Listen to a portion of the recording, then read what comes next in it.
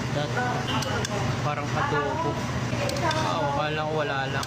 Pero that is special na. So guys, real talk lang. If you can't afford basic needs like food, shelter, pamasahe, you're not ready for a relationship yet. Kasi relationship, it's business. That might be a bit controversial, but relationship is business, it's transactional. Lumabas kayo ng date, you need money. You want to start a family, you need a lot of money. You want to buy a house, you need a lot more money. So if you can't afford the basic needs for yourself, then you're not ready for a relationship. Kasi why would someone want to be with you if you cannot even support yourself?